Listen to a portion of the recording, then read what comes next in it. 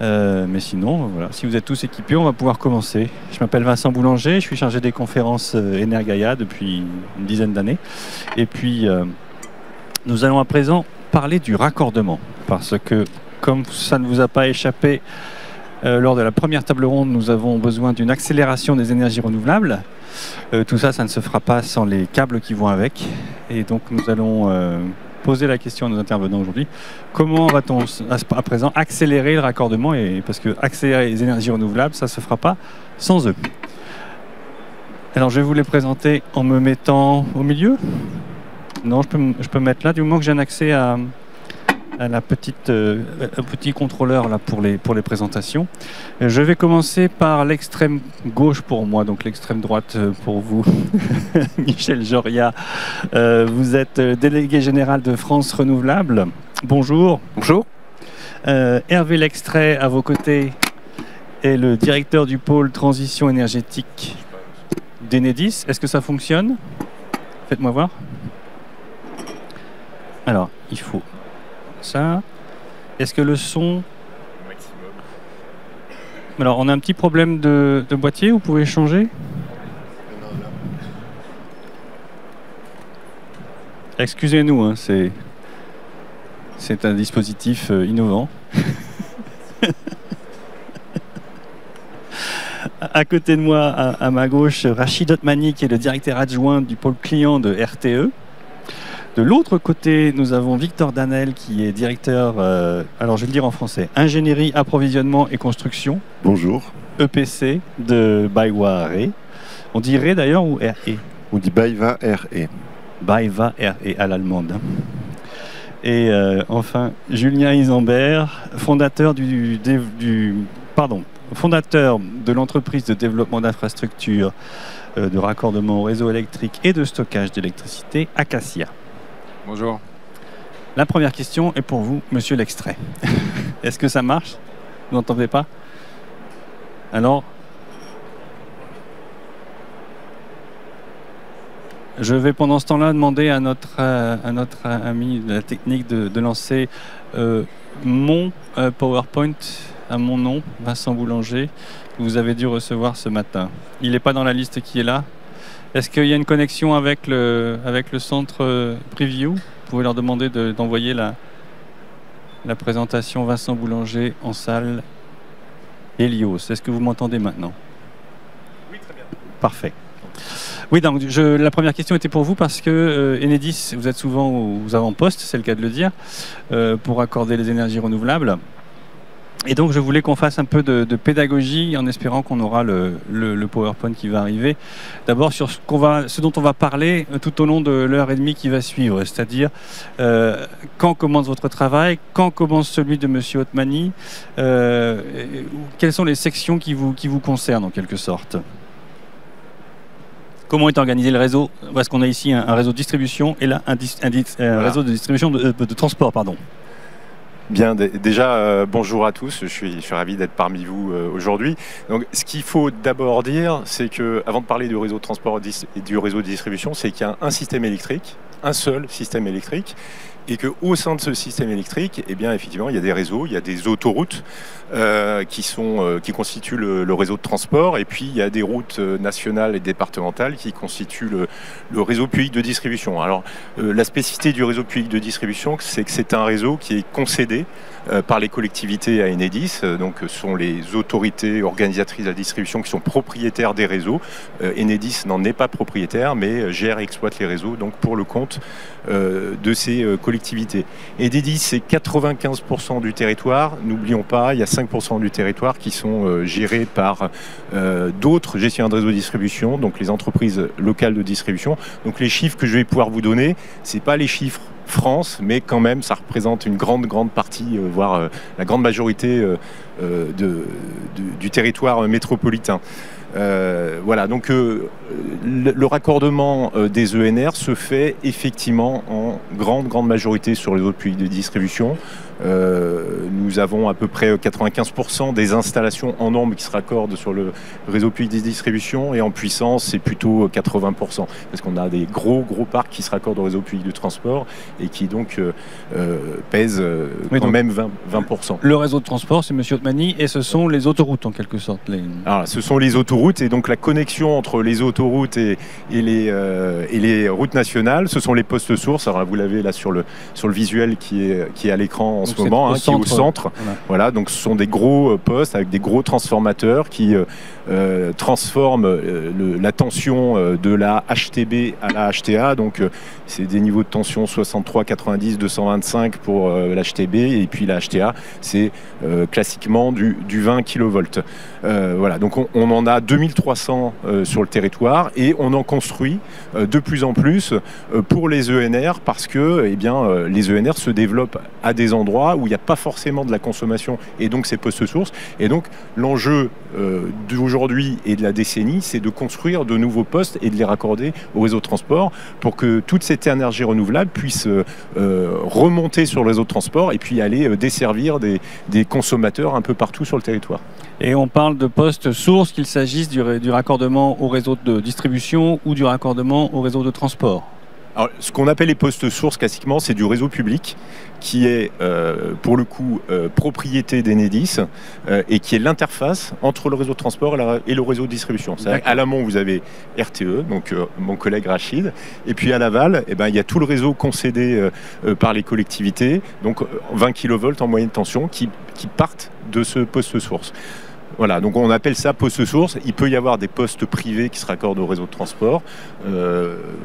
Voilà, mais donc ça, je laisserai peut-être... On en parlera tout à l'heure, oui. Mes collègues en parler. Est-ce que vous voulez, compléter cette présentation de... Est-ce que vous pouvez me remettre J'ai appuyé sur le mauvais bouton. La présentation, s'il vous plaît. Oui, je vais compléter. Tout d'abord, merci et bonjour à tous. Très heureux d'être parmi vous. Avant de parler infrastructure, on a aussi des rôles spécifiques côté réseau public de transport sur lesquels j'aimerais revenir. Un, on est garant de l'équilibre offre-système à tout moment. C'est quand même un des rôles très importants de RTE. Vous voulez dire ce que ça veut dire ? Bien sûr, c'est qu'à tout moment, l'équilibre entre la production et la consommation se fasse pour éviter les déséquilibres sur le réseau et potentiellement des coupures ou des instabilités. Donc c'est un élément important. C'est un rôle qui nous a été donné et sur lequel il y a énormément d'équipes qui travaillent pour qu'à tout moment et à toute seconde, vous ayez de l'énergie en qualité et en quantité suffisante. On a également tout ce qui relève de l'accès au marché, puisqu'il y a des marchés d'électricité, donc ça fait partie aussi des missions de RTE, et les échanges d'énergie aux interconnexions. Ça fait vraiment partie du système électrique, tel que l'a exprimé Hervé Dextrait, et sur lequel RTE est en première ligne, en tout cas responsabilité. Ensuite, on a évidemment de l'infrastructure et du raccordement des clients. Donc si l'on parle ENR, on est bien à 20% à peu près en puissance, avec en effet des parcs de 100 à 200 MW qui peuvent être raccordés sur les réseaux publics de transport. On raccorde aussi les postes, qui soient les postes des gestionnaires de réseaux de distribution, mais aussi des postes privés. Et également, puisque tout cela sert finalement à amener cette énergie aux consommateurs, on dispose aussi de l'infrastructure qui va permettre d'acheminer depuis les centres de production vers les consommateurs. Merci. Alors, il me semble qu'il manque un petit élément sur le schéma, ce qu'on appelle les postes de livraison, parce qu'il y a quelque chose, on va en parler, donc je le mentionne parce qu'on risque de l'évoquer tout à l'heure. Victor Danel, qu'est-ce que c'est un poste de livraison ? Alors le poste de livraison, c'est l'élément entre l'unité de production d'ENR. Donc on pourrait avoir un poste électrique à proximité du parc éolien. Donc là par exemple où on voit le poteau, il y a quand même un petit poste qui permet de rassembler les câbles, on va dire, pour l'envoyer sur le poste source. Vers le poste source, effectivement. Très bien. Est-ce qu'on a les bases là ? Ou est-ce que quelqu'un veut ajouter quelque chose ? On va passer à la question suivante, toujours avec vous, Monsieur Dextrait. On en est où des projets de raccordement ? On sait qu'à chaque trimestre, les services de l'État publient un tableau de bord et on voit la fameuse liste d'attente de projets augmenter. Donc on en est où ? Est-ce que ça bouchonne ? Est-ce que c'est fluide ? Alors, on essaye de tout faire pour que ce soit le plus fluide possible.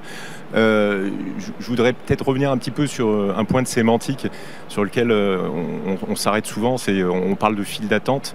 Et c'est vrai que c'est le terme qui est dans la réglementation, dans notre documentation technique de référence. Pourquoi est-ce qu'on parle de file d'attente ? C'est qu'il y a un moment clé où il faut qu'on ordonnance l'arrivée des projets de façon très rigoureuse, c'est la demande de raccordement. Et c'est pour ça qu'il y a une file d'attente, c'est que les projets arrivent les uns derrière les autres. Pourquoi c'est hyper important? C'est parce que l'offre de raccordement va dépendre de la place dans laquelle on se situe à ce moment clé. Mais une fois que la demande de raccordement est faite, ce pas des projets qui attendent les uns derrière les autres. Tous les projets se font en parallèle, les travaux se font en parallèle, et donc il n'y a pas de file d'attente à en parler. Il y a des projets qui sont en développement simultanément, et il se trouve que depuis 2 ans, 3 ans, le volume de projets en développement a énormément augmenté. Donc essentiellement, et voire principalement grâce à l'essor du photovoltaïque en France. Donc ce que nous observons, nous, à Enedis, c'est combien on raccorde, on met en service d'installation dans l'ensemble de ces projets en développement. Et là, il y a des chiffres qui sont inédits, hein, qu'on n'avait jamais connus sur les réseaux publics de distribution, même à l'époque, certains d'entre vous, parmi les participants à ce salon, se souviennent du moratoire qu'il y a eu sur le photovoltaïque. Même avant ce moratoire où il y avait eu une explosion des demandes, eh bien, on était en dessous de ce qu'on vit actuellement. Si je regarde les chiffres des 12 derniers mois, on a dépassé les 4 gigawatts d'ENR raccordés sur le réseau concédé à Enedis. Donc on va attendre la fin de l'année pour savoir sur l'année complète combien. Donc là c'est pas que le photovoltaïque, on parle bien de différents. Il y a l'éolien aussi. Alors l'éolien qui malheureusement pour l'éolien n'explose pas, hein, mais par contre continue à se raccorder à un rythme assez constant. Voilà. Ce qui vraiment augmente de façon spectaculaire, c'est le photovoltaïque. On va être à la fin de l'année, on va dépasser les 200 000 installations raccordées sur l'année. Je pense que l'année prochaine on aura dépassé le million de producteurs d'électricité en France, donc essentiellement du photovoltaïque. Donc voilà, ce sont des chiffres quand même qui sont assez frappants. Si je me replonge ne serait-ce que 5 ans en arrière, il y avait moins de 20 000 raccordements par an. Là, on est à plus de 200 000. Donc on a multiplié par 10 le volume d'installations raccordées au réseau public. Et dedans, ce sont les petites aussi bien que les grosses, hein. Alors, c'est surtout des petites. Ce qui fait le volume en nombre, ce sont des petites. Les grosses font de la puissance, par contre.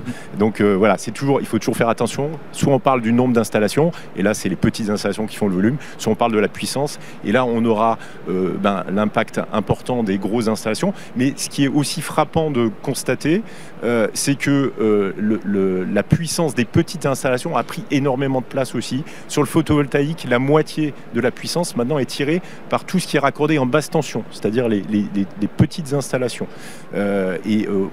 Si on se projette dans les années à venir, ça pourrait prendre même la moitié de ce qu'on raccorde en énergie renouvelable sur le réseau public de distribution. Donc c'est quand même assez important. Merci beaucoup. Michel Jorien, pour les professionnels, cette fois, France Renouvelable, est-ce que vous évaluez la situation aussi comment est-ce que vous l'évaluez? Est-ce qu'elle est satisfaisante, le rythme de raccordement des installations renouvelables? Alors, on travaille évidemment sur des chiffres similaires à ceux qu'a cité Hervé. Et nous, ce qu'on constate, hein, c'est la même tendance, c'est-à-dire que il y a 3 ans, on raccordait sur le réseau à peu près 2 gigawatts par an, à peu près. Et aujourd'hui, on est sur quelque chose qui tourne autour de 4 gigawatts et qui est en train de le dépasser. Donc les chiffres sont nets, hein, ils sont clairs. On a un mouvement d'accélération du raccordement des énergies renouvelables sur le réseau, notamment sur le réseau de distribution. Ça, c'est assez net.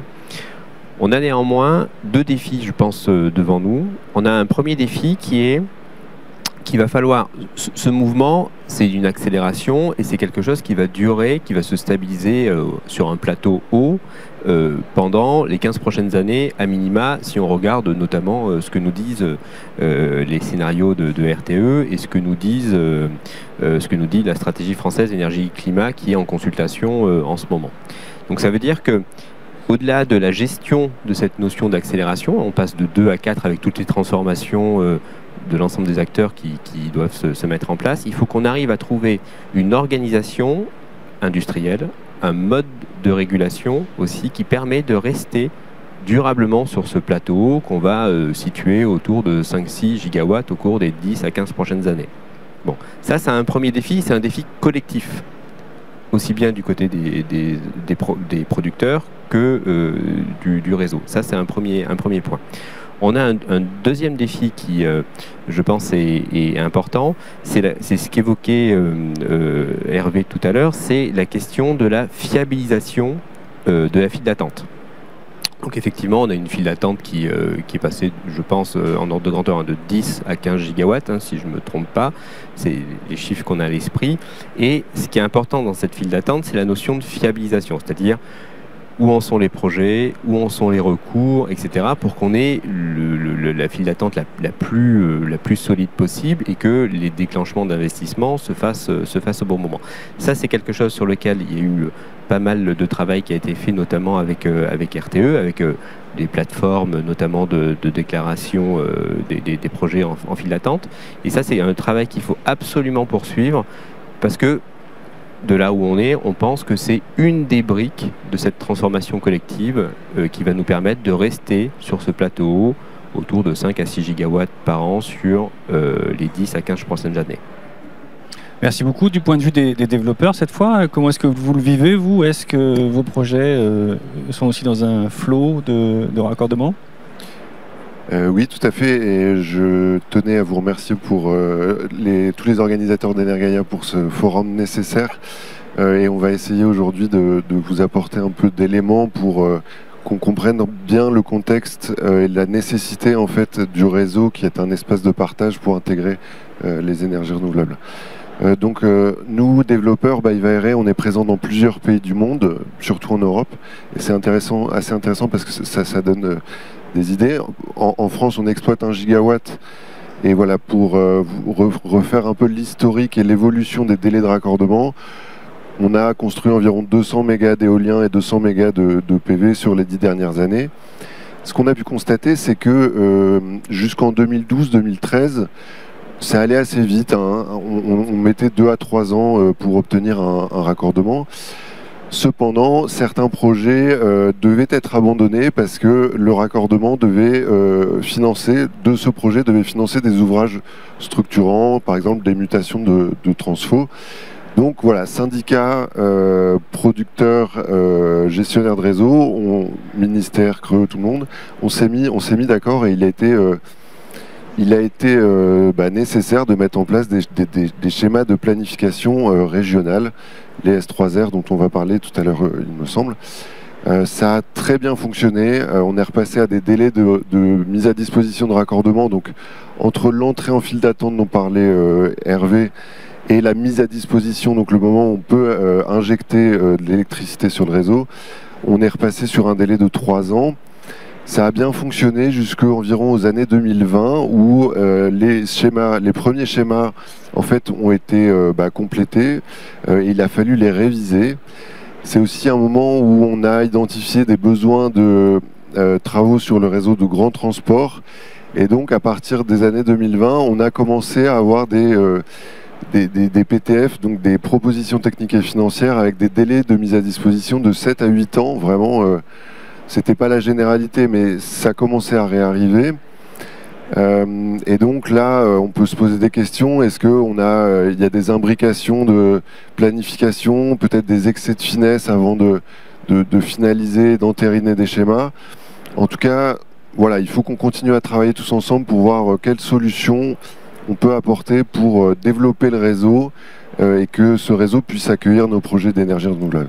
Avant de faire réagir les gestionnaires du réseau, justement, Julien Isambert, est-ce que vous, votre métier, c'est la construction d'infrastructures, donc comment est-ce que vous évaluez ces verrous ou ces lenteurs du raccordement?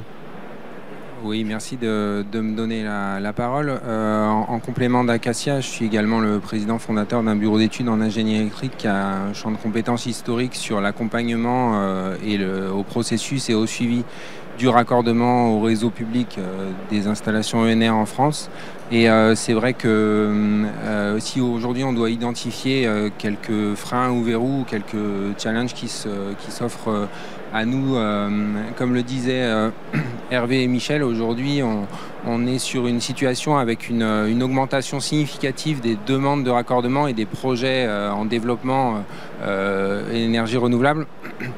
Et on passe d'un réseau qui historiquement a été construit de façon plutôt centralisée pour aller des gros moyens de production vers les moyens de consommation, donc en passant par les autoroutes, mais sur des infrastructures qui ont été faites d'une certaine façon, alors que l'insertion des énergies renouvelables et la transition énergétique de façon générale nous donne le besoin de modifier ces réseaux pour aller chercher des gisements énergie renouvelable plutôt dans des secteurs ruraux où donc le réseau n'a pas été fait de cette façon-là historiquement. Donc on se rend compte qu'il y a une mutation qui doit s'opérer et que ça apporte des besoins à la fois en termes de ressources humaines, puisque chacun de nous, chaque société qui travaillons dans les énergies renouvelables, on voit qu'il y a un besoin de force vive au quotidien. On pourrait aussi du coup citer les besoins de financement qui vont aussi se présenter à nous. La Commission européenne, il y a un petit peu plus d'une semaine, a mentionné un plan d'investissement sur les réseaux à hauteur de 584 milliards d'euros à l'échelle de toute l'Europe. Donc même si évidemment on parle aujourd'hui que de la France, on se rend compte que le challenge, encore une fois, est assez conséquent. Et puis en pratique, on voit que les temps, comme disait Victor, les temps augmentent de par ce qu'on vient de citer, mais aussi parce que aujourd'hui l'obtention des autorisations, les concertations, les développements d'infrastructures réseau prennent un temps important pour différentes raisons. Et en pratique, il avait été étudié que ces temps de développement représentaient environ 80% des 5, 7, 8 ans, 9 ans parfois de mise à disposition des nouveaux raccordements versus uniquement 10% des coûts nécessaires à la réalisation de ces infrastructures.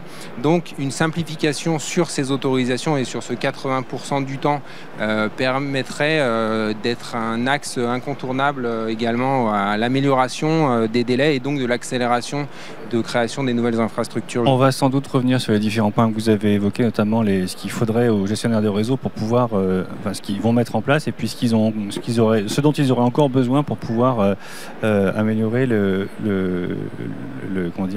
raccourcir les délais de raccordement. Il y a consensus là-dessus sur l'allongement des délais de raccordement ou c'est juste un vécu personnel de bavaré? Je pense qu'il y a énormément de sujets qui ont été abordés par les différents intervenants. Moi, j'aimerais revenir sur plusieurs points. Michel l'a dit, pendant 10 ans, on a raccordé en gros 2,5 gigawatts par an. Depuis 2 ans, on est en train fortement d'accélérer. On est à 4,5. Donc, il faut quand même souligner cette dynamique qui s'opère. Donc, je tempérerai, entre guillemets, le côté un peu anxiogène de la chose. Par contre, on a un vrai défi, c'est que les trajectoires SFEC, autant que les prévisions de RTE, disent qu'il va falloir encore accélérer. Donc, SFEC, ça veut dire la stratégie française énergie-climat. C'est un piège. Non, mais la trajectoire qui est proposée, ou en tout cas posée par le gouvernement, montre qu'il y a encore une nécessité d'accélérer l'insertion des énergies renouvelables pour réussir la transformation de notre mix énergétique. Est-ce que vous me permettez de rappeler les objectifs du gouvernement ou vous le faites vous-même brièvement? Il s'agit, selon les documents d'RTE, d'aller vers du 7 gigawatts par an de photovoltaïque. Donc ça veut dire plus que doubler par rapport à ce qu'on fait actuellement. Sur l'éolien terrestre, on reste sur la même tendance, 1,5 gigawatts par an. Donc là, il n'y a rien de nouveau. En revanche, sur l'éolien en mer, il y a un énorme défi industriel puisqu'on doit passer de 1 gigawatt raccordé actuellement à peu près avec le prochain parc à 18 gigawatts en 2035. Donc il va y avoir des opérations massives. On va y revenir, mais je voulais juste que tout le monde ait les chiffres. Quand on parle d'accélération, peut-être que tout le monde n'a pas encore lu la stratégie française énergie-climat. Donc voilà, c'est en tout cas là-dessus qu'on est parti. 7 gigawatts pour le photovoltaïque, donc vous n'avez pas fini d'en voir des installations. Oui, donc la première note, c'est bien quand même qu'on est en train d'accélérer l'insertion des énergies renouvelables, donc il faut tout de même le saluer. Je vais rejoindre Hervé L'extrait sur le fait que ce mot file d'attente est très mal nommé, hein. C'est plutôt en effet la file des projets en développement. Côté réseau public de transport, on a un sujet très prégnant qui a été le niveau de maturité. C'est-à-dire que contrairement à Enedis sur lequel la demande doit s'accompagner d'un permis de construire, comme on est très en avance côté RTE dans la possibilité de demander un raccordement, on avait des projets plus ou moins matures et qui en fait embolisaient un peu l'accès à la capacité. Donc on a travaillé toute l'année dernière avec les syndicats professionnels, l'ensemble des parties prenantes pour justement donner un accès prioritaire aux projets les plus matures en leur demandant de nous fournir de la justification, du foncier, de l'avancement du projet. L'idée c'est vraiment de dire évitons d'avoir des gros projets qui arrivent dans 10 ou 15 ans parce que quand on doit faire 200, 300 mégawatts, ça prend aussi du temps. Et du coup l'idée c'était de se dire il faut laisser passer les plus rapides et les plus matures. On doit quand même respecter une équité de traitement, donc il y avait une espèce de barrière à l'entrée, ou en tout cas un filtrage pour dire les plus petits sont les premiers à passer. Donc ça a été un élément assez important, ça va nous permettre aussi de donner de l'accès à la capacité aux producteurs dont les projets sont les plus matures. Alors je voulais revenir sur cette question de maturité, qu'est-ce que c'est un projet mature ? Un projet, on a des projets papier, hein, on a eu des projets quand même à l'auteur de 300, 400 mégawatts qui n'avaient aucune autorisation, aucun permis de construire, aucun foncier sécurisé. C'était encore, voilà, on était au stade entre guillemets de la prospection, mais néanmoins l'accès à la capacité, on le voit et vous le voyez, c'est quand même une commodité qui est assez rare. Et du coup, on avait des gens qui préemptaient la capacité en demandant des demandes de raccordement, comme la règle c'est premier demandeur, premier servi.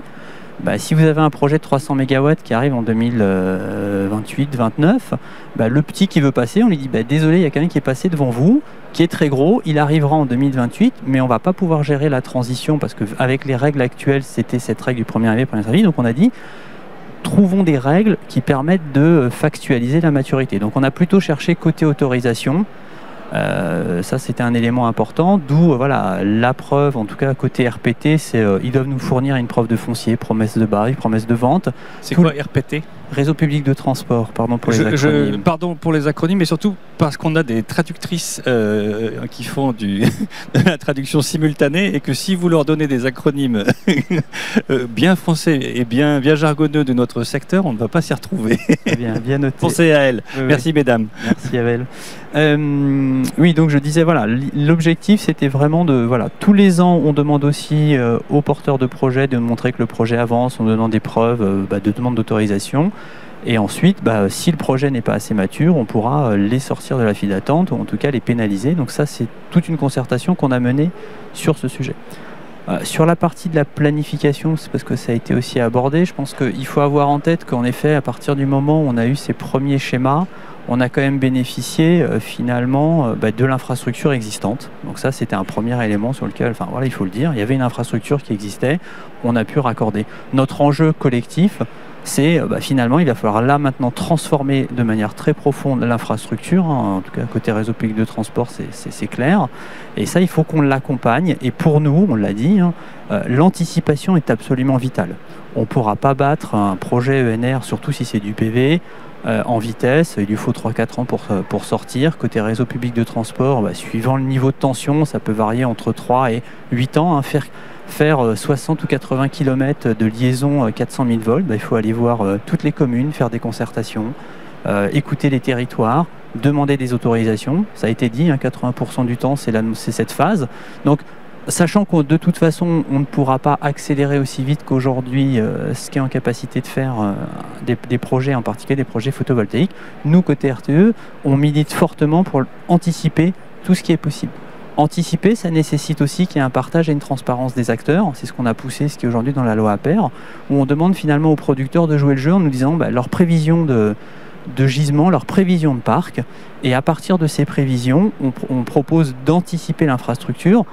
La contrepartie, c'est que bien évidemment, si les gens nous ont dit qu'ils pensaient s'installer là, on fait une infrastructure pour les accueillir et ensuite on les incite fortement à venir s'y raccorder. Donc c'est vraiment l'esprit dans lequel, côté en tout cas réseau public de transport, je pense que Hervé L'extrait pourra confirmer, on cherche vraiment à anticiper l'infrastructure électrique pour permettre le raccordement des énergies. Avant de vous passer la parole, Hervé L'extrait, Michel Joria, est-ce que vous êtes prêt à jouer le jeu de la transparence chez les professionnels ? Et j'aurais voulu quand même reposer encore une petite question sur le constat qui était fait par les camarades qui sont à ma droite, est-ce qu'on peut utiliser un mot qu'on entend parfois, goulet d'étranglement? Est-ce que le réseau actuellement est un goulet d'étranglement des projets renouvelables ou le constat serait exagéré?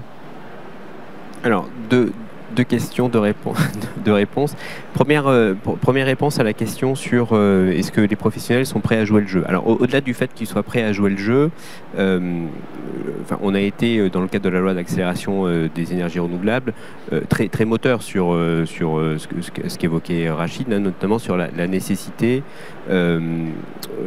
d'anticiper, du coup, les études et les investissements pour répondre en partie à ce que soulevait Victor, c'est que dans certains points, à certains endroits, effectivement on peut avoir des horizons de raccordement à 2027-2028. C'est loin d'être la majorité des cas, c'est clair, mais cet défaut d'anticipation est l'explication de cette situation-là ponctuelle. Donc si on veut continuer l'accélération et surtout rester sur ce plateau, il faut que l'ensemble des acteurs se mettent dans cette situation d'anticipation. Donc on a été force de proposition là-dessus, aux côtés de RTE et d'Enedis. Et dans ce mouvement-là, il est important que du coup, dans le cadre de la révision du SDDR, on n'en a pas encore parlé, mais c'est quelque chose qui vient après. Donc les acronymes, s'il vous plaît. Pardon, le schéma décennal de développement du réseau, qui va faire l'objet d'une mise en consultation autour de l'été 2024, sur lequel travaille RTE avec l'ensemble des acteurs. Il est important que, avec ce schéma-là, on puisse aussi travailler une évolution du cadre de régulation qui encourage cette anticipation, du coup, à la fois sur les études et sur les investissements. Ça, c'est un point qui est vraiment essentiel et qu'il faut qu'on réussisse, hein, puisque en 2018, si je ne me trompe pas, il y avait déjà eu différents groupes de travail qui avaient été pilotés par la DGEC. On avait commencé à évoquer ces sujets d'anticipation et finalement, on n'avait pas été jusqu'au bout, puisque le cadre de régulation n'avait pas évolué. Donc ça, c'est un enseignement fort, hein, de ce qui s'est passé en 2018. Donc il faut que le cadre de régulation, notamment autour du schéma à la suite du schéma décennal de développement du réseau, qu'on puisse avoir un cadre économique qui encourage cette anticipation sur études et investissements. Ça, c'est un point clé. Sur la question goulet d'étranglement, moi, de là où je suis, en France, aujourd'hui, ce n'est pas le cas. Ça, c'est clair.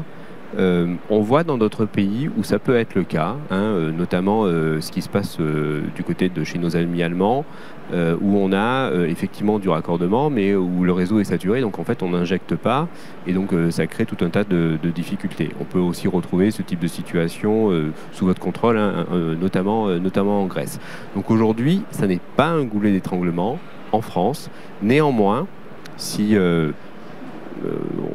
on comprend bien la situation, on pensait que ce qu'on discute là en ce moment, on pensait que ça allait arriver plutôt autour de 2030. Et là, avec la notion d'accélération, hein, donc il va falloir qu'on anticipe ces sujets-là. Et donc, dès maintenant, désormais, il faut qu'on se mette en situation, de fiabiliser les gisements, les portefeuilles de projets et les files d'attente. Ça, c'est un point vraiment essentiel.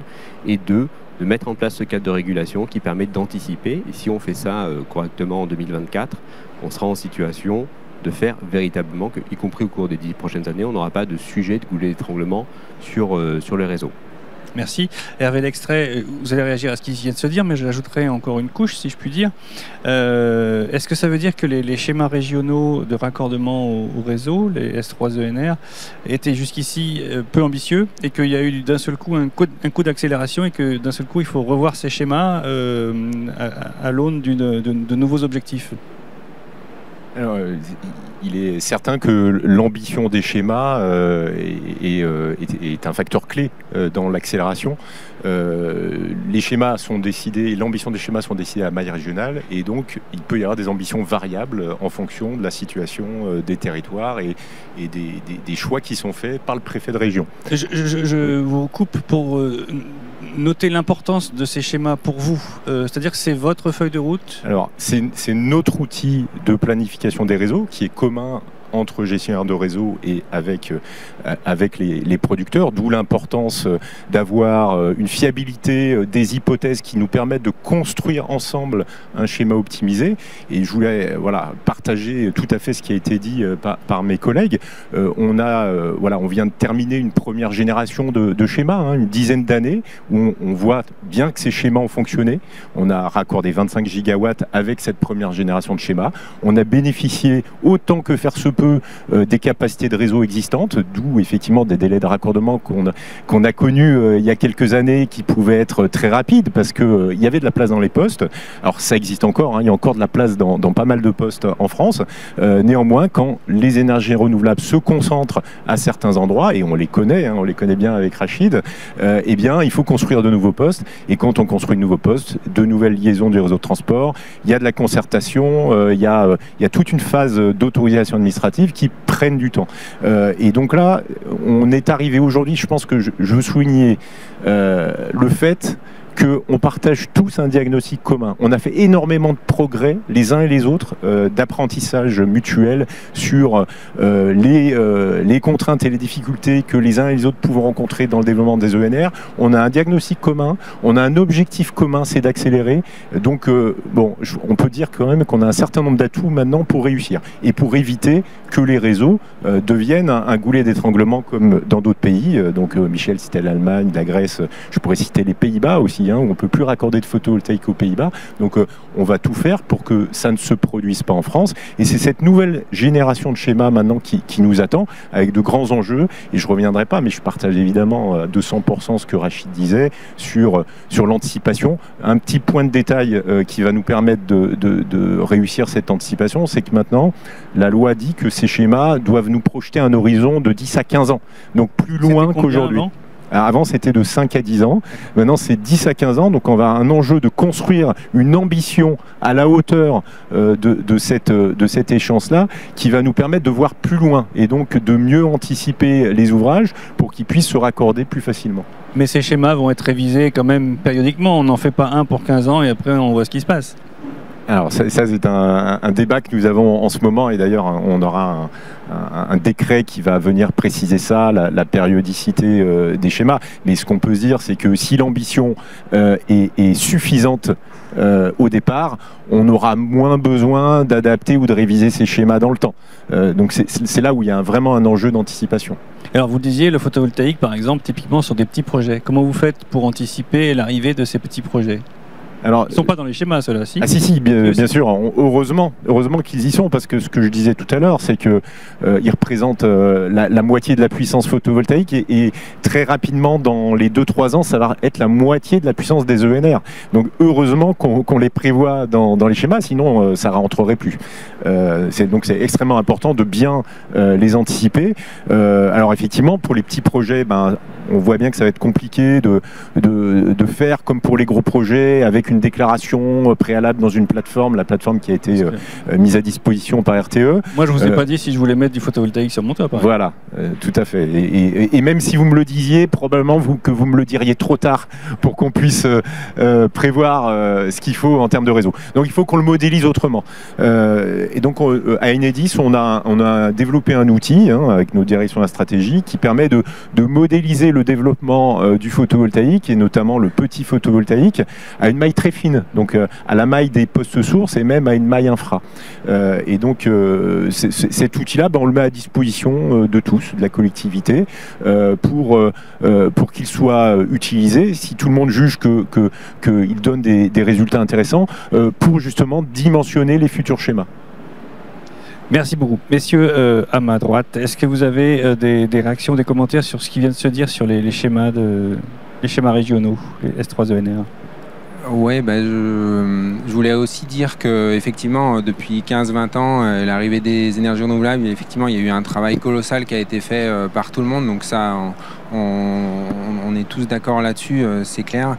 On a beaucoup parlé d'outils. En effet, les schémas régionaux de raccordement sont un outil qui a formidablement bien fonctionné et qui a permis de débloquer des situations dans beaucoup de zones géographiques sur les aussi 10-15 dernières années.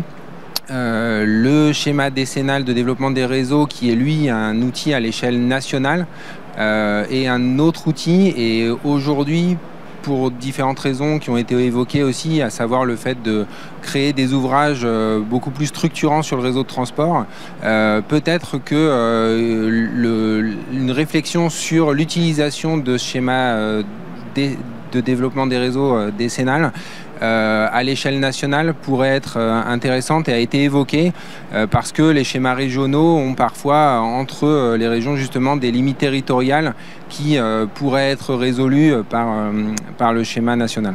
Voilà. Victor Danel. Oui, peut-être une réflexion un peu générique. On a tous conscience qu'on doit aller vers une électrification des usages de l'énergie. Donc je pense qu'il faut qu'on arrive tous ensemble à être plus ambitieux. Je vais être un peu caricatural. On veut consolider effectivement les gisements pour construire du réseau, mais nous on a besoin de savoir qu'il y aura du réseau pour pouvoir développer des ENR. Et donc c'est un peu le syndrome de l'œuf et de la poule. Et voilà, comme on sait qu'on doit vraiment aller vers cette électrification massive, il faut vraiment qu'on arrive à travailler, à continuer à travailler et à continuer à monter en puissance, parce que déjà effectivement les évolutions, les apprentissages sont conséquents et voilà, il faut qu'on continue sur cette courbe d'apprentissage. Merci. Je me retourne vers vous, Monsieur Othmani, pour vous poser la question des moyens.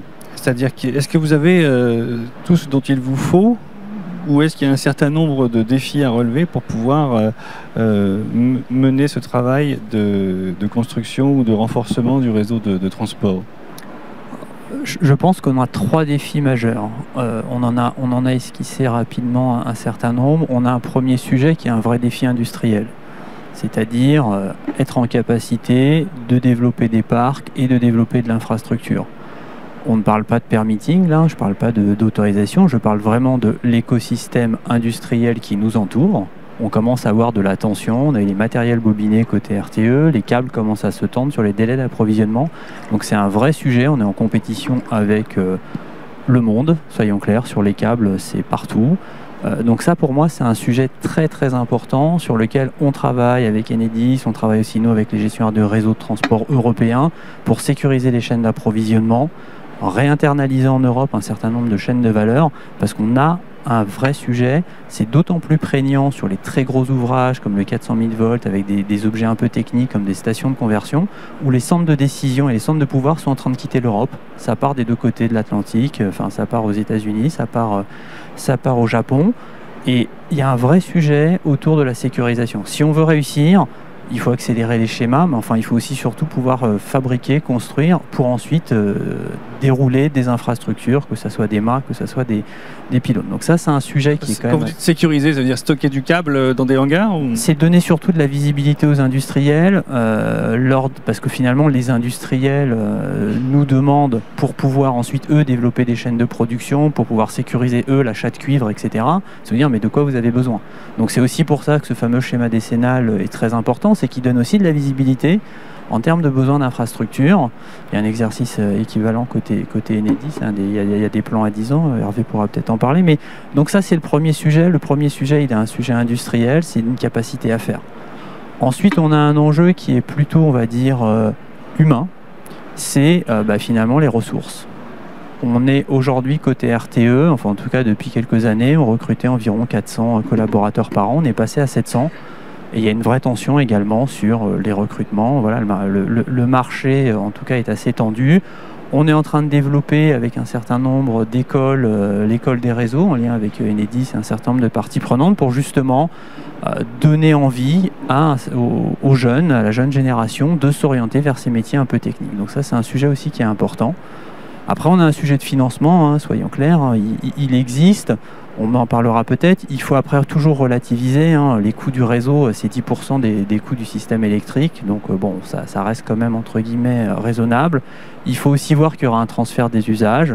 On va consommer moins d'énergie fossile, on va électrifier. Et quelque part, ça sera un gain pour la collectivité nationale. Donc pour moi, on a vraiment 3 enjeux majeurs sur lesquels il ne faut pas qu'on se rate, il faut qu'on soit au rendez-vous.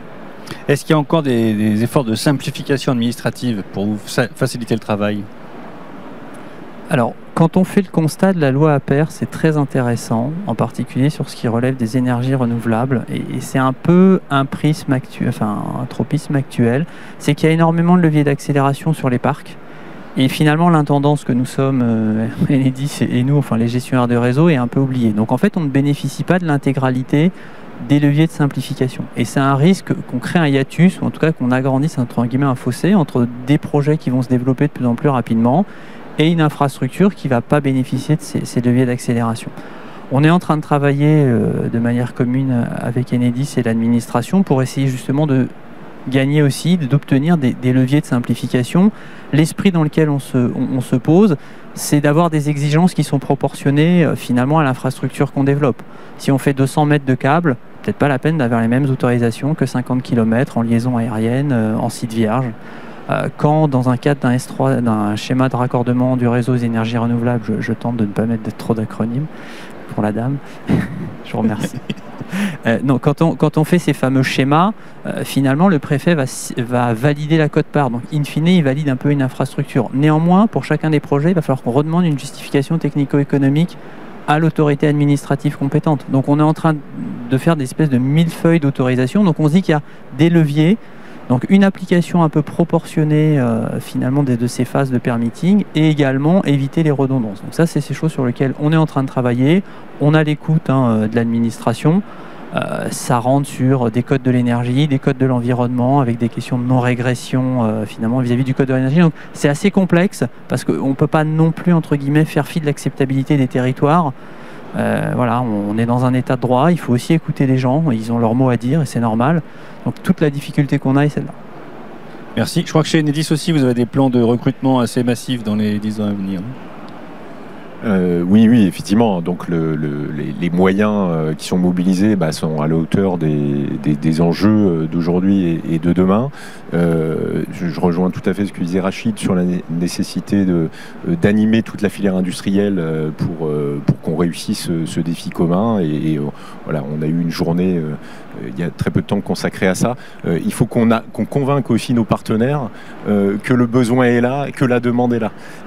Les partenaires, c'est les sous-traitants ? C'est les sous-traitants, c'est les fournisseurs de matériel. Rachid parlait des câbles, je pourrais parler des postes de distribution publique sur lesquels on a vécu une pénurie depuis 2 ans, qui a été bien au-delà de nos frontières d'ailleurs, où il faut qu'on convainque de prendre le risque, par exemple, de construire une usine pour fabriquer ces postes. Parce que le besoin, c'est pas un feu de paille, il va être durable. Voilà, donc il faut que tous ensemble, on se mobilise pour que le tissu industriel soit à la hauteur de la demande. Et puis ça, comme vous le dites dans votre question, ça nécessite aussi de recruter des techniciens qui sont formés, qui sont intéressés pour vivre cette aventure. Donc l'école des réseaux qui a été lancée cette année, on y croit beaucoup. Alors il y a 50 lycées professionnels cette année qui participent. On espère l'année prochaine doubler le nombre de lycées qui formeront les techniciens réseau de demain. Et à Enedis, en 2023, on a eu effectivement 2900 embauches, donc ce qui est un niveau exceptionnel et qui montre à quel point la filière aujourd'hui recrute et les énergies renouvelables ont besoin de nouvelles compétences. Alors si vous ne savez pas quoi faire, vous avez au moins 2 entreprises qui cherchent de la main-d'œuvre. Michel Joria, est-ce que vous auriez un commentaire rapide sur ce point ? Moi, je voudrais appuyer le défi industriel. Hein. C'est quelque chose qui est vraiment clé. Il est présent sur l'ensemble des centres de la transition. Hein, mais sur la question des réseaux, il est encore plus essentiel. Ça, c'est un point qui est assez majeur. Et sur la question de planification, c'est quelque chose qu'on n'a pas encore prononcé là autour de la table ronde, mais au final, quand on regarde un peu les choses, on peut se dire qu'on est en train petit à petit de prendre un virage vers ce qu'on pourrait appeler en fait une forme de politique de l'offre. Donc une politique de l'offre, qu'est-ce que c'est ? C'est je fiabilise mes gisements, mes projets en portefeuille, etc. Et au regard de ça, au bout d'un moment, il y a des décisions qui sont en concertation avec les filières. Mais en fait, les ouvrages structurants, je vais les mettre là, parce que avec l'ensemble des informations que j'ai croisées, je pense que c'est là que ça va se passer.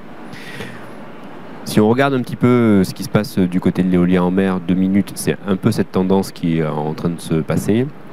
Et je pense qu'en concertation avec les filières, et de là où on est, je pense que si ça se construit bien et qu'il y a bien une transparence sur les gisements, les projets en portefeuille, etc., c'est aussi le mouvement qu'on doit mettre en place sur les ENR terrestres, du coup, et qui sera déterminant dans la réussite de ce qu'on a dit avant, c'est-à-dire la question de l'anticipation des études et des ouvrages.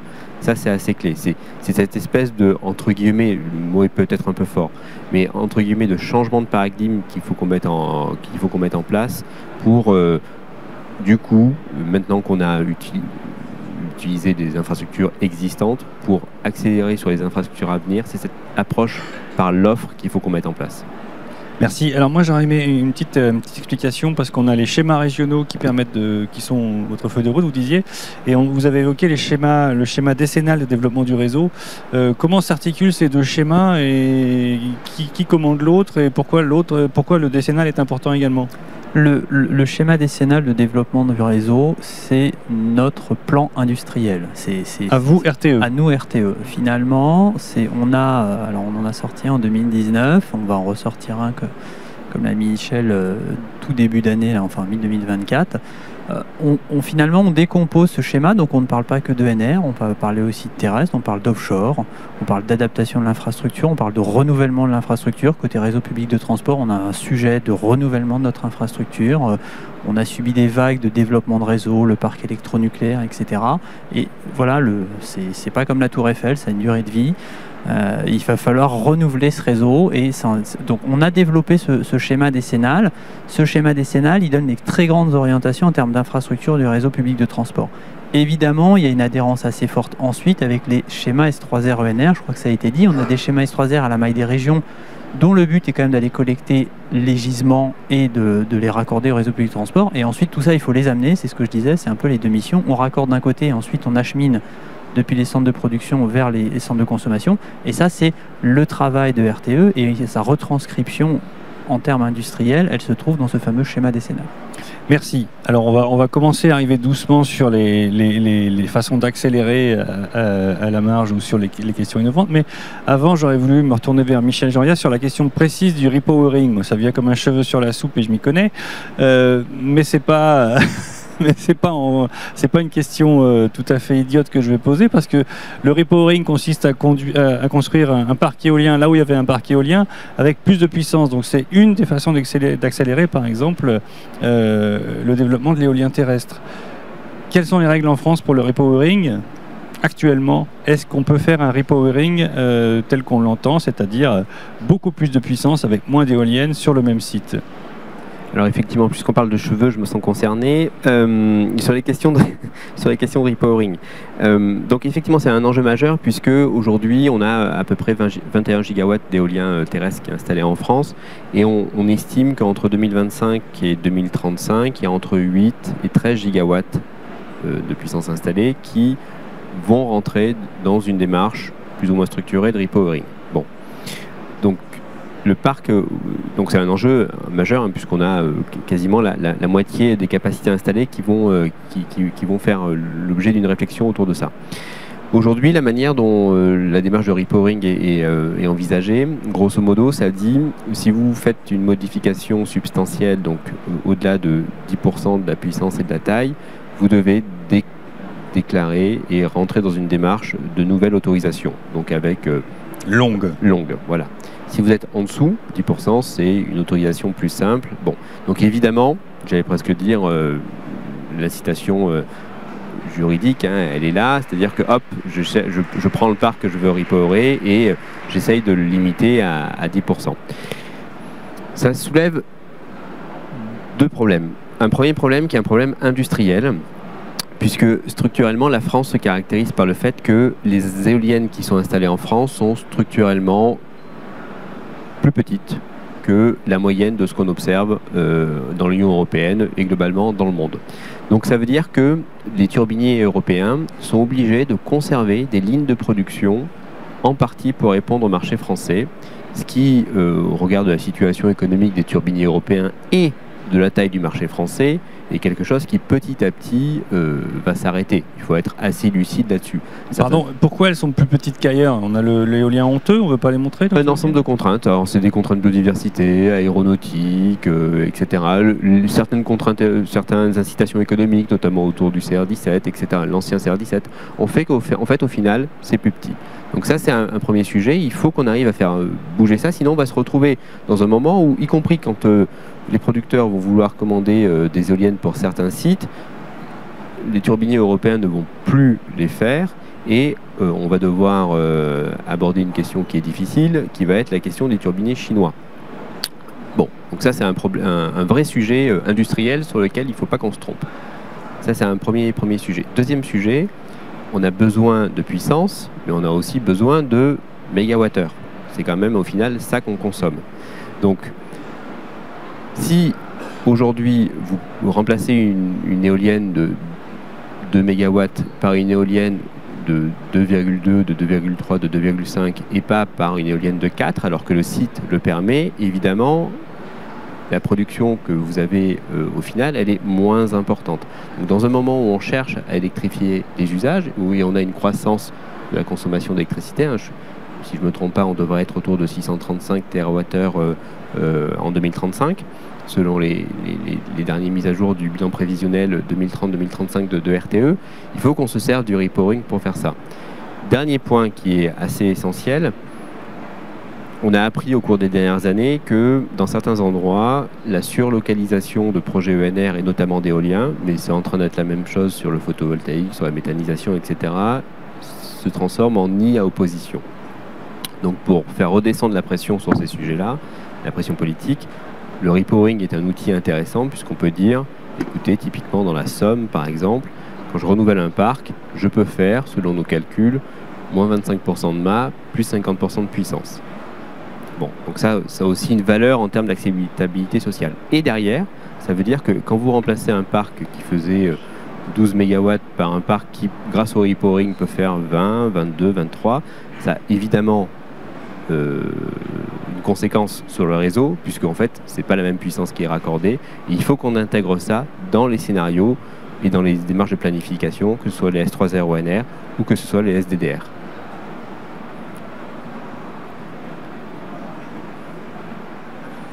Je peux juste me permettre une précision, on y est déjà à ce tournant. Les fabricants d'éoliennes européens ont annoncé l'arrêt de ces éoliennes de 2,2 mégas notamment.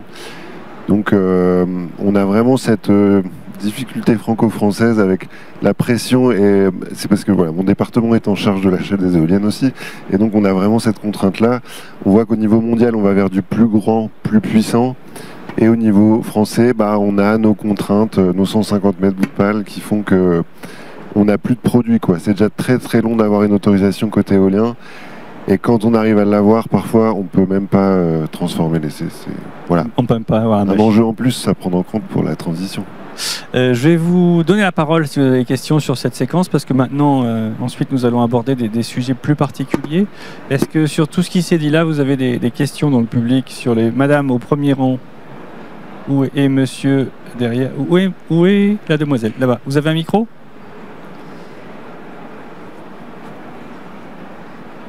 Au premier rang, ici.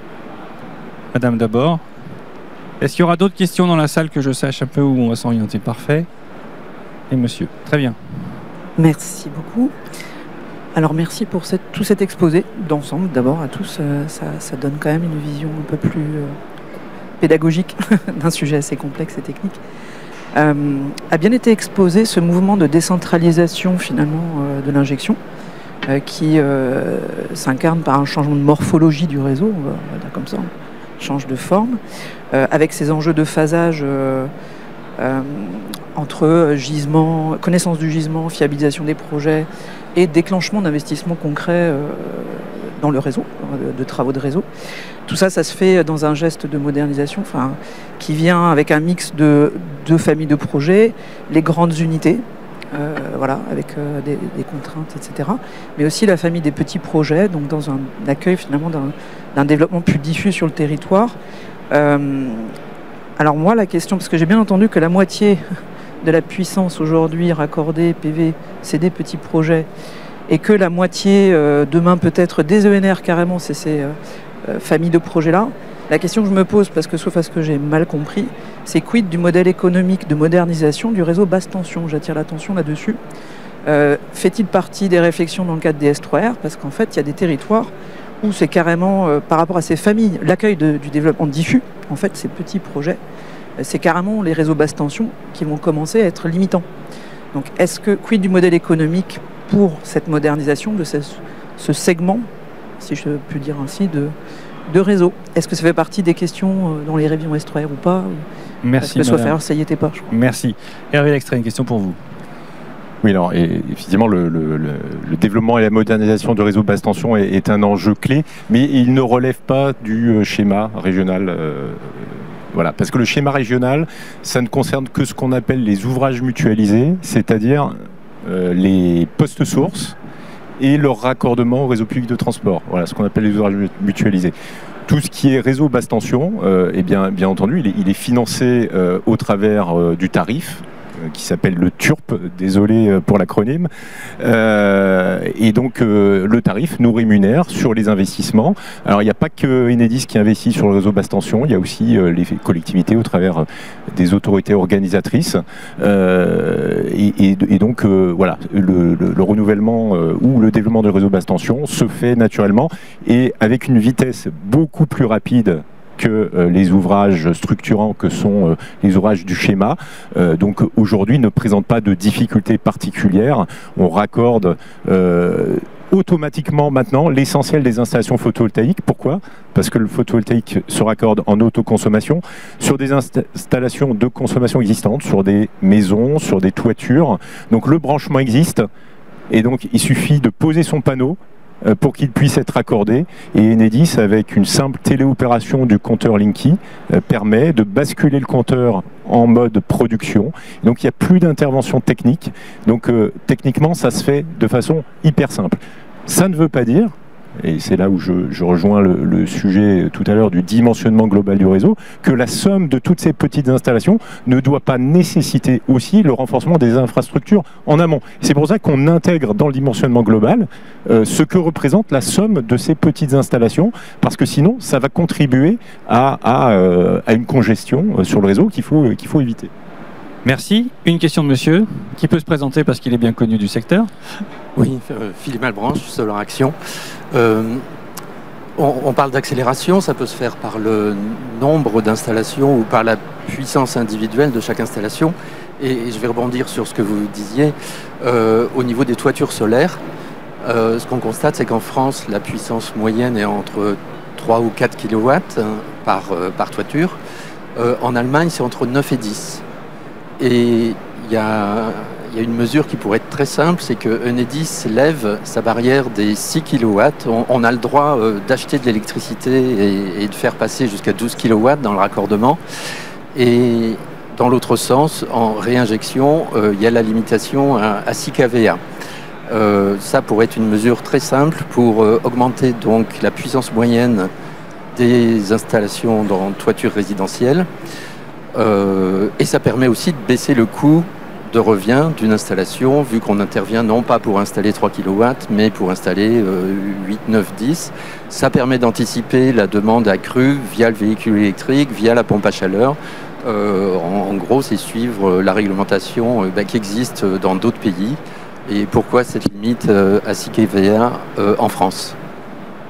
À nouveau, une question pour vous, je crois. Il s'agit d'une limite technique pour un raccordement sur un branchement monophasé et donc bien entendu on peut raccorder bien plus que 6 kVA.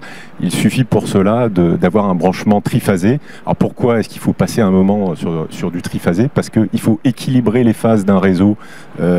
Sinon, si le réseau est déséquilibré, eh bien, il y aura des problèmes de qualité d'alimentation et donc voilà, c'est une nécessité technique à un moment donné, en fonction de la puissance, de passer un réseau triphasé et surtout si on rajoute des usages comme des pompes à chaleur ou des véhicules électriques, à un moment donné, la puissance fera qu'il faudra se raccorder en triphasé. Donc concrètement, nos maisons sont mal câblées? elles sont pas mal câblées du tout, elles ont été dimensionnées pour les besoins d'une époque, mais là on rentre dans une nouvelle phase d'électrification du pays, et donc progressivement il faudra peut-être adapter des branchements électriques des particuliers si les usages le nécessitent. Voilà, ça fait partie de l'évolution du réseau. Merci. On avait une question sur monsieur. Oui, bonjour, Jean-Louis Repetto de NetSalaire. J'ai vu dans l'usine nouvelle une déclaration de Madame Legnaud, donc la présidente d'Enedis, qui disait qu'à cause de tout ce dont on parle en ce moment, Enedis allait construire 80 postes sources d'ici 2030. Ça fait un par mois à peu près. Alors bon, impossible n'est pas français, mais qu'est-ce que vous allez changer? Est-ce que vous avez prévu de changer des choses? Est-ce que vous pouvez nous parler de ce sujet? Est-ce que vous avez un plan d'accélération de construction des postes de raccordement, si j'ai bien compris? Poste source. Poste source, pardon, c'est moi qui fais l'erreur. C'est parce que je n'avais pas bien regardé le schéma. Non, alors là, très clairement, c'est notre enjeu commun avec RTE d'accélérer la construction de ces postes et leur raccordement au réseau de transport. On a effectivement dans la planification des schémas une visibilité sur le nombre de postes à raccorder.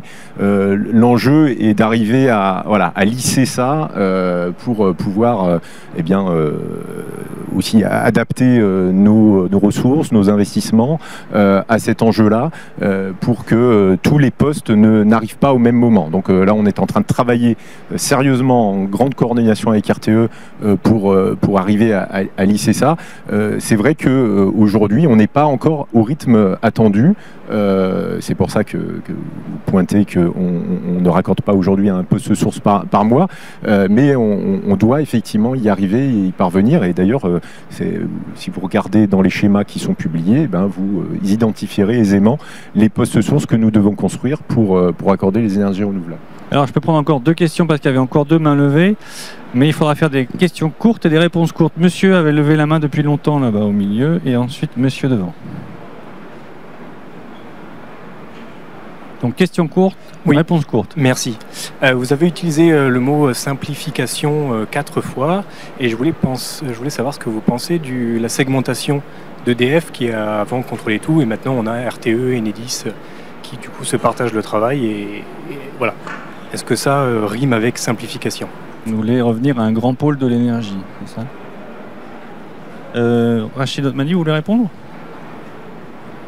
En cours, non. Enfin, après, à un moment, il y a des contraintes qui sont exogènes, il y a la libération du marché, donc on ne va pas rentrer dans un débat pour ou contre le marché et ses bienfaits. Voilà. Bon, c'est une réponse courte. Monsieur devant, au 2e rang, s'il vous plaît. Oui, bonjour, j'ai une question sur les postes sources privés. On a vu un mouvement ces dernières années des développeurs, parce qu'il n'y avait plus de capacité sur la moyenne tension, essayer d'aller chercher de la capacité sur la plus haute tension en se disant qu'il y aurait plus de capacité. Et donc on voit un certain nombre de développeurs qui viennent raccorder leur projet ENR. Vous spoilez le moment qu'on va aborder tout de suite, avec monsieur Isambert. Mais alors, dans ce cas, la question c'est, donc il y a des acteurs qui font des postes sources privés. Je voulais savoir votre sentiment. Est-ce qu'il y a un intérêt à ce que les acteurs privés viennent prêter main forte aux gestionnaires de réseau et comment vous pensez que c'est éventuellement un outil qui permet d'accélérer la transition et les raccordements? Alors on va répondre à votre question dans la séquence qui suit, donc on la réserve parce que c'est moi qui devais la poser. Mais monsieur là-bas, tout devant, vous pose une dernière question et ensuite on passe effectivement à ces questions de postes de raccordement privé. Pour pas être en retard d'une guerre pour la prochaine génération, c'est-à-dire le stockage d'électricité, est-ce que justement il ne vaudrait pas mieux investir dans du stockage réparti plutôt que d'investir dans le changement du réseau, puisque une fois qu'il y aura du stockage réparti, les besoins en réseau vont diminuer? Il faut savoir qu'en Allemagne, par exemple, chez un fournisseur que je connais, c'est 20 containers par mois de batterie, en France 0. Individuel, vous voulez dire? Individuel. Donc c'est complètement distribué dans les maisons. Oui, tout à fait. Et en cas de tempête, ça peut être utile. Le stockage, en complément du réseau, à la place d'eux? Alors, peut-être contrairement aux idées reçues, le stockage se développe énormément en France. On a quelques petites batteries dans des kits photovoltaïques, dans des maisons individuelles, mais c'est pas ça qui fait aujourd'hui la puissance de stockage. À Enedis, on raccorde beaucoup, des centaines de batteries de 1 MW qui sont réparties sur le réseau public de distribution. Donc ça fait déjà un peu plus de 400 MW et on estime qu'on va doubler encore cette capacité l'année prochaine. Donc aujourd'hui, on a déjà un parc de batteries qui est probablement pas à la cible, mais qui est déjà substantiel, on peut le dire. Rachid Otmani? Oui, je vais compléter sur la partie chiffres. Donc, Hervé en a parlé. Aujourd'hui, côté réseau public de transport, en complément de ce qui est déjà raccordé, on a 3 gigawatts ou 3,5 gigawatts de clients qui ont fait des demandes sur lesquelles on a répondu. Et on a 21 gigawatts qui sont en demande d'instruction. Donc, on va retomber sur les questions de maturité, potentiellement, en toute honnêteté, d'irrationalité, parce que des business plans à 21 gigawatts de stockage, c'est des stockages seuls, hein. C'est pas un mix PV stockage, c'est vraiment des batteries de 100 MW qui essayent de se raccorder sur le réseau public de transport. Il y a un certain fantasme autour des marchés type service système fréquence, donc là c'est assez technique, mais enfin, pour gérer le réseau, il faut un peu des capacités de réglage très rapides. Voilà, donc aujourd'hui, hors stockage, on va dire plutôt particulier, il y a un sujet autour du stockage, de son intérêt. Il apporte des services, hein, on l'a dit, RTE le dit dans ces exercices de prospective. On considère qu'il faut en moyenne 6 gigawatts de flexibilité à l'horizon 2035. Bon, quand on reçoit 21 gigawatts de demande, on suppose qu'on a un sujet de rationalité. Mais de toute façon, c'est vous le chef, c'est vous qui allez dire si vous voulez ou pas. Moi, j'offre un accès non discriminatoire à tout client qui souhaite se raccorder au réseau public de transport. Donc non, mais d'où entre guillemets les questions de foncier, de maturité de projet, etc. Parce que voilà, je pense qu'il y a un espèce de moment d'euphorie en ce moment sur la partie stockage. Au-delà d'un vrai besoin, je le redis, c'est juste que voilà, la dynamique est un petit peu surprenante. Merci. Julien Isambert, on arrive sur votre projet et puis sur cette question justement des postes privés que posait monsieur, parce que justement vous avez réalisé ce type de projet. Il me semble qu'il y avait une présentation PowerPoint ou vous ne l'aviez pas? Non, vous ne l'aviez pas. Mais on peut en tout cas passer maintenant que tout le monde a compris comment fonctionnait le réseau. On peut laisser ce schéma. On peut laisser ce schéma. Bon, d'accord. Alors on le laisse pour l'instant et on passera à autre chose ensuite, parce qu'il y aura effectivement pour votre cas une présentation ensuite. Donc un poste de raccordement. Alors attendez, est-ce que j'utilise le beau terme du coup? Je ne sais pas. Un poste privé. Client. On peut appeler ça un poste client ou un poste privé. Qu'est-ce que c'est et quel est le projet que vous avez monté?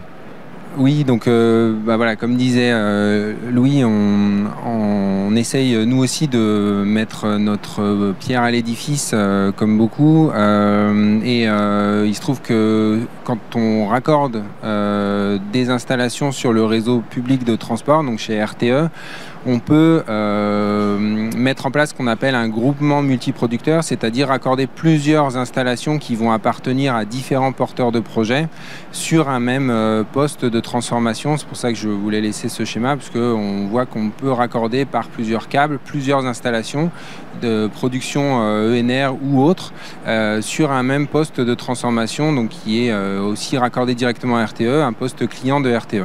Et nous, ce modèle, j'y croyais depuis un moment, et en 2018, on a fait une demande de raccordement à RTE qui a été mise en service fin 2020. Donc en un peu plus de 2 ans et demi, on a créé ce point de connexion et mis à disposition 120 MW de capacité sur le réseau de transport à plusieurs développeurs éoliens qui sont aujourd'hui copropriétaires de cette installation de connexion au réseau. Et pourquoi je crois en ce modèle-là? Parce que également, il a fallu travailler d'arrache-pied avec différents intervenants, avec les collectivités, avec les porteurs de projets, avec RTE évidemment, trouver des consensus, des compromis au quotidien, trouver des modèles de contractualisation, de développement du schéma. Mais en définitive, ça a permis cette gestion de projet, cette gestion du risque mutualisée en fait entre les porteurs de projets, et cette gestion du temps qui a été quand même optimisée, puisque voilà, comme je le disais, en un peu moins de 3 ans, et encore en 2020 il s'est passé un petit événement mondial qui nous a ralenti 3-4 mois, mais voilà, on a pu mettre en place ce développement et cette construction en fait, cette contractualisation du raccordement partagé. Donc ça permet, voilà, comme je le disais, une gestion du risque, une gestion du projet la plus optimisée possible dans certains cas de figure.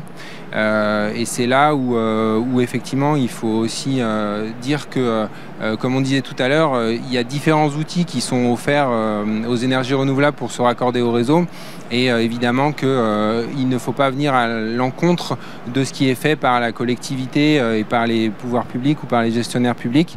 Mais voilà, c'est l'avantage de gestion de risque, l'avantage de partage notamment du financement du projet entre les différents acteurs, de trouver un compromis en étant un acteur tiers. Ça a permis cette accélération aussi du raccordement dans une zone géographique bien spécifique. Voilà. Je vais vous interrompre. Pourquoi ça permet d'aller plus vite, un poste privé? Alors, je vous pose la question à tous les deux, RTE et... Ouais, je parle aussi sous le contrôle des gestionnaires publics, évidemment, mais comme le disait tout à l'heure Rachid, il y a aujourd'hui certaines sous-optimisations, pour le dire comme ça, qui sont rendues obligatoires pour la création d'ouvrages publics. On parlait de justifications technico-économiques qui viennent s'ajouter aux justifications de création des ouvrages via le schéma c'est-à-dire régional. On parlait de millefeuille administratif. Et ça, en tant que poste client. Alors c'est vrai pour les ENR, mais c'est vrai pour le raccordement des ENR, mais c'est vrai pour le raccordement des installations de consommation ou autres. On n'est pas soumis aux mêmes obligations administratives. Et c'est là aussi où on disait tout à l'heure que cet axe de réflexion sur l'optimisation et la simplification des autorisations administratives pour les gestionnaires publics était aussi un axe de travail important. Rachid Otmani, il faut laisser au privé la construction des postes pour aller plus vite? Alors, le sujet n'est pas de laisser au privé ou pas la construction. Il y en a plusieurs entre guillemets sujets là-dedans. Je pense que moi, la première alerte, mais Julien en a parlé, c'est dans des spécificités ou dans des zones très spécifiques. Le sujet va être le sujet de l'acceptabilité. Si on prévoit un poste au titre d'un S3R ENR et qu'il y a un poste qui se met à 5 km ou à 3 km à côté, ça va mal se finir pour tout le monde. Donc moi, le premier sujet, c'est bien celui-là, c'est on cherche à planifier parce qu'on cherche à garantir un optimum technico-économique. Il y a énormément de personnes dont c'est l'alpha et l'oméga, mais il y a aussi une question de sensibilité des territoires et on ne peut pas multiplier les postes dans un certain nombre de zones.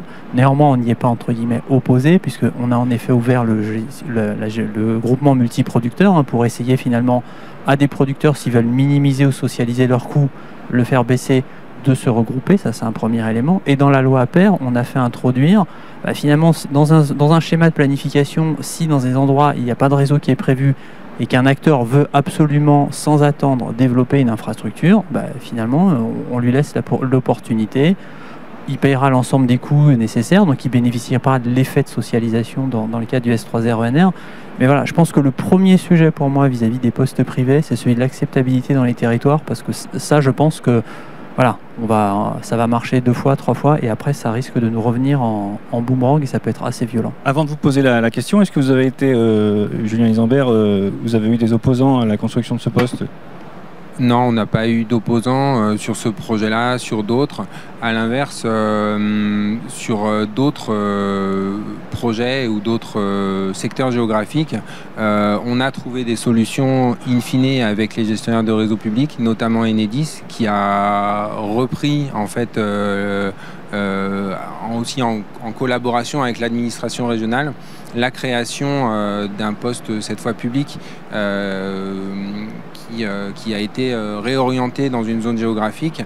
Et donc, ce que je veux dire par là, c'est que voilà, on reste dans l'intérêt collectif et dans la planification qui avait été prévue initialement ou qui peut être réorientée pour trouver la meilleure solution, notamment avec les administrations locales. Merci. Michel Joria, vous vouliez dire un mot? Oui, trois choses. La première, je crois que ça a été assez clair tout au long de la table ronde. On est à un moment de transformation structurelle du système, et il y a quand même des ingrédients assez clés de cette transformation qui ont été évoqués. La première, c'est la transparence des gisements, la fiabilisation des gisements, qui est assez essentielle, notamment en prévision de la révision des S3RENR et du SDDR. Ça, c'est la première chose. La deuxième chose, c'est cette transformation de la régulation, pour passer d'une régulation qui va nous permettre d'anticiper les ouvrages et les études associées à ces ouvrages. Ça, c'est assez clé. Donc, il est essentiel, à mon sens, avant d'essayer de trouver les voies secondaires, que l'ensemble de la profession et l'ensemble des acteurs se focalisent et se concentrent sur la réussite de ces deux étapes qui sont, à mon sens, clés. Ça, c'est un point qui est vraiment essentiel et qui doit permettre ensuite d'aller et d'arriver sur ce plateau d'accélération qu'on a évoqué tout à l'heure. Sur la question de l'acceptabilité.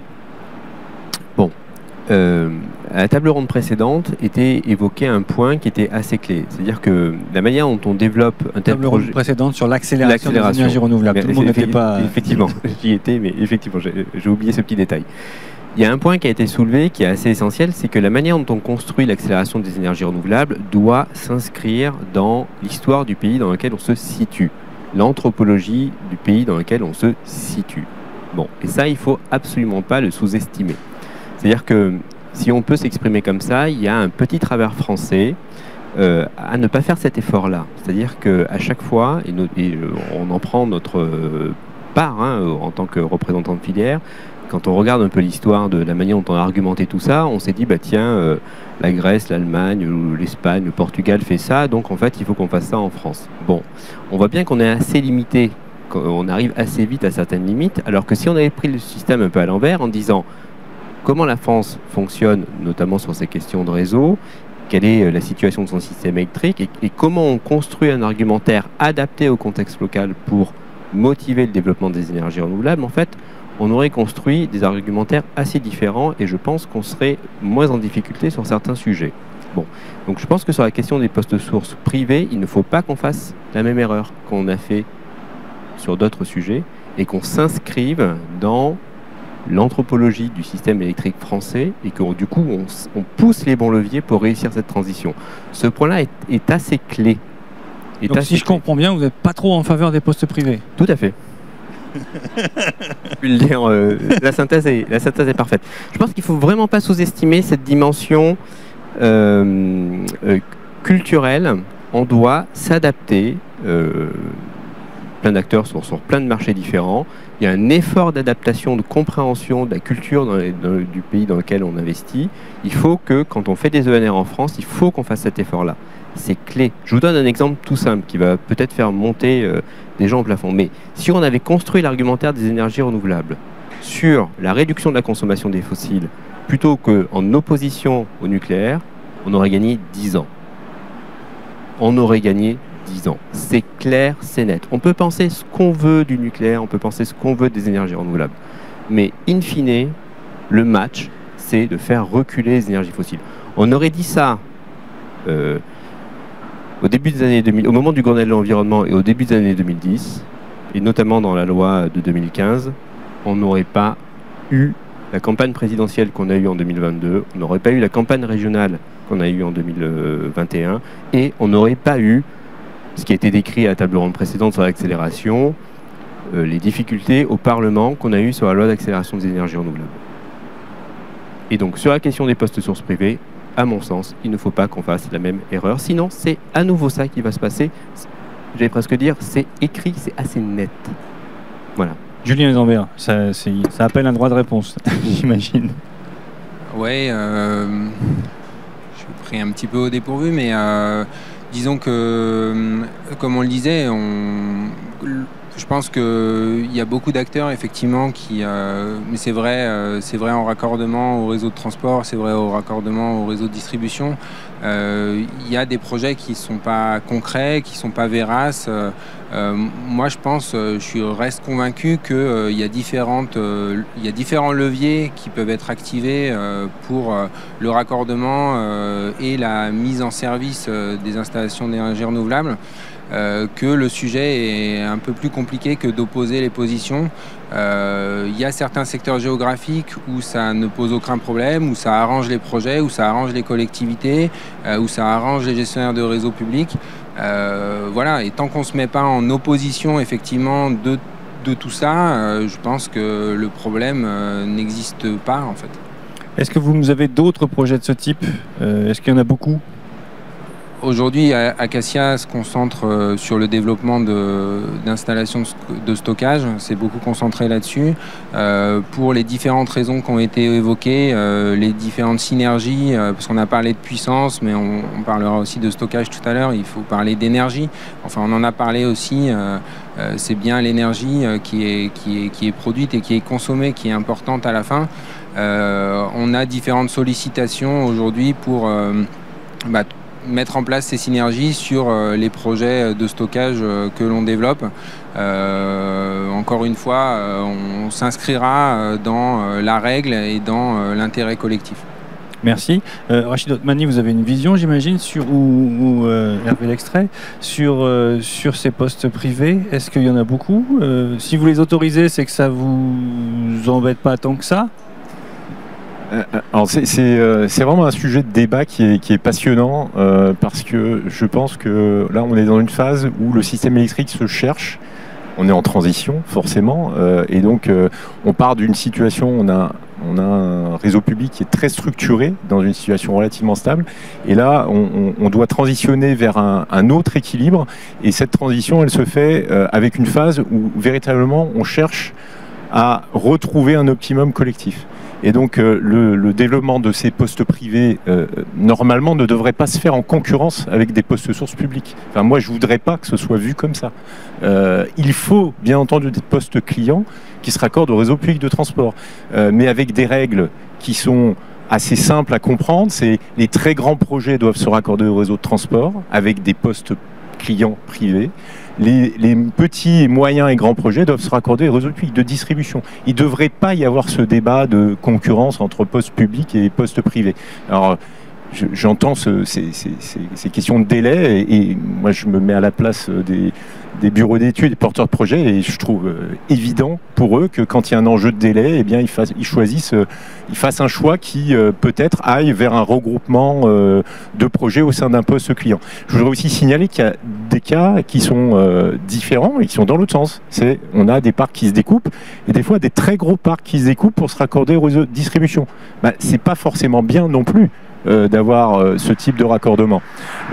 Pourquoi? Parce que si on laisse faire ce genre de réseaux qui vont finir par déstructurer l'équilibre global, on aura plus de pertes dans le système électrique et donc ça coûtera plus cher à la collectivité. Donc je pense qu'il y a un vrai enjeu. Je ne suis pas sûr de vous suivre. Pourquoi est-ce que des parcs découplés risquent de déstructurer le réseau?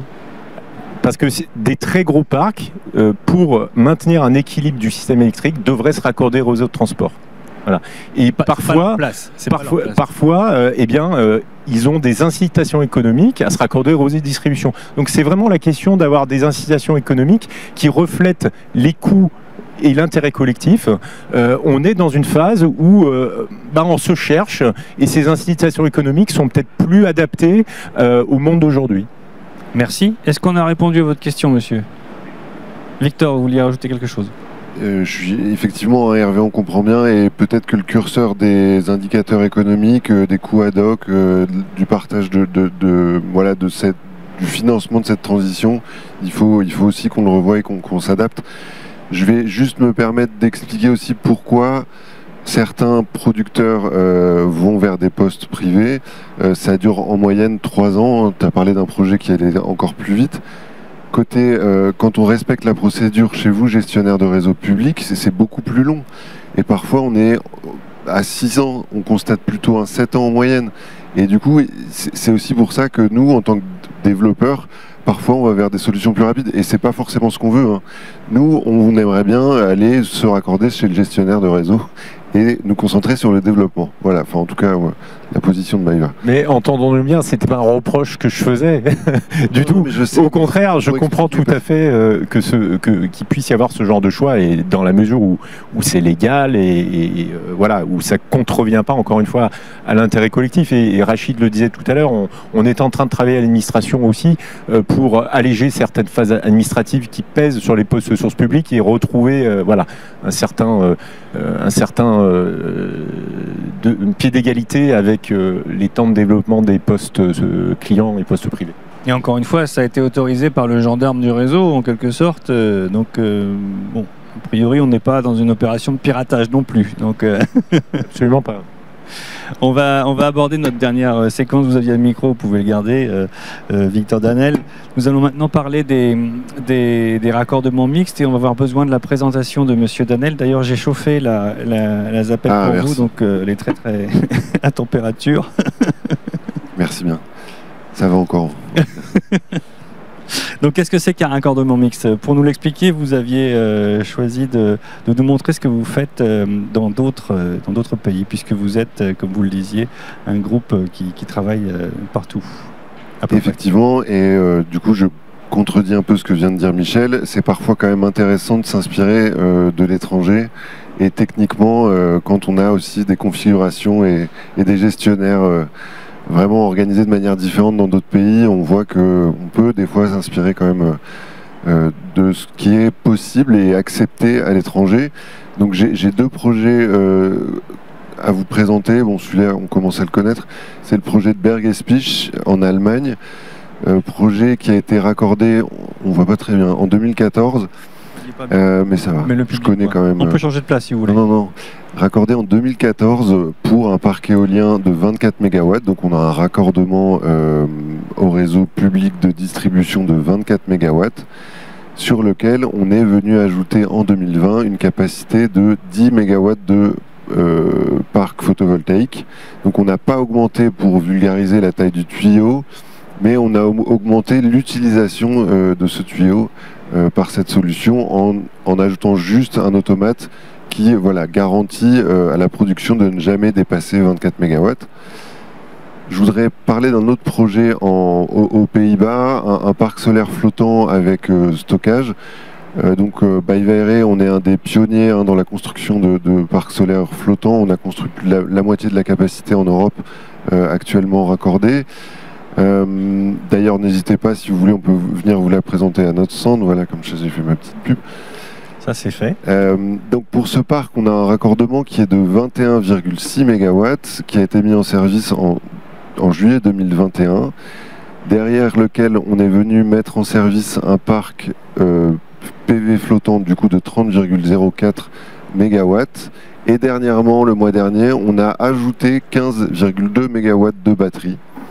Il est à noter que la batterie n'injecte pas lorsque le parc photovoltaïque injecte moins de 21,6 MW. Donc voilà, cette solution de production d'énergie, pour revenir à ce que tu disais, elle produit jamais plus de 21,6 MW. Donc voilà, ça nous paraît, pour nous, producteurs, développeurs qui payons 75% quasiment de notre accès au réseau, ça nous semble vraiment nécessaire de pouvoir utiliser cette connexion de manière optimum. Et voilà. Merci beaucoup. Alors en France, est-ce que vous avez fait la même chose? Alors en France, on ne peut pas raisonner en somme. On peut pas faire. On n'aurait pas pu se raccorder. Il aurait fallu qu'on ait une connexion de 45,6 MW. Cependant, on joue le jeu, donc avec les fédérations, on a des échanges, comme on l'a dit, très réguliers avec RTE, avec Enedis, avec la commission de régulation de l'énergie, le gendarme aussi. Et d'ailleurs, cette commission de régulation de l'énergie a mis en place un bac à sable pour vraiment nous permettre d'obtenir des dérogations pour pouvoir demander des raccordements innovants. Donc on a participé en 2021 à la session numéro 1 du bac à sable de la Creux pour demander, et le ministère et la Creux nous ont autorisé à faire une demande d'un tuyau de 12 MW pour évacuer 12 MW d'éolien plus 10 MW de PV. Où on en est aujourd'hui de cette dérogation, on a obtenu l'autorisation côté photovoltaïque, donc on est rentré en file d'attente côté photovoltaïque. Malheureusement, comme sur pas mal de projets éoliens, on est toujours en attente de l'autorisation et du coup on ne peut pas concrétiser, on ne peut pas utiliser cette dérogation pour le moment. Cependant, c'est à nous, développeurs professionnels, d'amener ces cas concrets au niveau des administrations pour leur montrer qu'il y a un réel intérêt et de poursuivre les échanges avec les gestionnaires pour effectivement peut-être revoir les différents seuils déjà évoqués. Il y a peut-être un point que vous n'avez pas évoqué parce que vous pensez que tout le monde connaît, mais pourquoi est-ce qu'on peut raccorder de l'éolien et du photovoltaïque sur le même tuyau? Ah oui, parce qu'il y a un foisonnement assez naturel et déjà de manière de base, on doit en France, en tout cas quand on se raccorde côté réseau de distribution, donc Enedis, on achète la capacité de raccordement qui correspond à la puissance nominale. Donc au moment où les éoliennes typiquement produisent au maximum de leur capacité. Or on sait qu'un parc éolien ne produit, enfin en tout cas rarement à sa pleine puissance, et donc on n'utilise que très rarement ce câble à sa pleine capacité. Et quand on ajoute du solaire là-dessus, on se rend compte qu'il y a un foisonnement assez naturel qui fait qu'on utilise encore une fois de manière optimisée le raccordement qu'on a nous financé en partie. Donc vous utilisez la place qui reste dans le tuyau. Voilà, c'est ça, exactement. Donc est-ce que Hervé l'extrait, est-ce qu'on peut faire la même chose en France? Dans quelles limites est-ce qu'on peut mettre une installation sur le même tuyau? Une nouvelle installation sur le même tuyau, en termes simples. Hein. Ah oui, alors, sur le principe, il n'y a aucune difficulté sur le même tuyau à mettre du photovoltaïque, de l'éolien. Nous, on va dimensionner notre câble en fonction de ce que nous déclarera le porteur de projet en termes d'utilisation de ce câble. Donc il va nous déclarer une durée d'utilisation du câble qui dépendra effectivement des filières qu'il souhaitera raccorder. Et nous, on proposera un câble qui optimisera le coût pour la collectivité. C'est-à-dire qu'on va tenir compte aussi des pertes dans la durée sur ce câble pour que ce qu'on appelle la section du câble corresponde à cet optimum collectif. La limite, parce qu'il y en existe une, qui est une limite réglementaire, j'en parlais tout à l'heure, c'est la limite réglementaire entre le réseau de distribution et le réseau de transport. Et c'est au travers de ça qu'aujourd'hui se questionnent un certain nombre de porteurs de projets qui voudraient optimiser leur raccordement sur le réseau de distribution pour ne pas avoir à se raccorder sur le réseau de transport. Et c'est toute la question de fond que j'évoquais tout à l'heure, où je dis on se cherche parce que ça re-questionne aujourd'hui ces limites qui sont établies maintenant depuis une quinzaine d'années, qui ont été relevées de 12 à 17 mégawatts. Est-ce que cette limite aujourd'hui est un optimum collectif? Je n'ai pas la réponse à cette question et tous ces débats doivent nous conduire à nous questionner collectivement sur le bon seuil à définir pour orienter naturellement les projets entre le réseau de transport et le réseau de distribution. Merci. Il y avait une question dans le public sur ce point précis. Rapide, la question s'il vous plaît.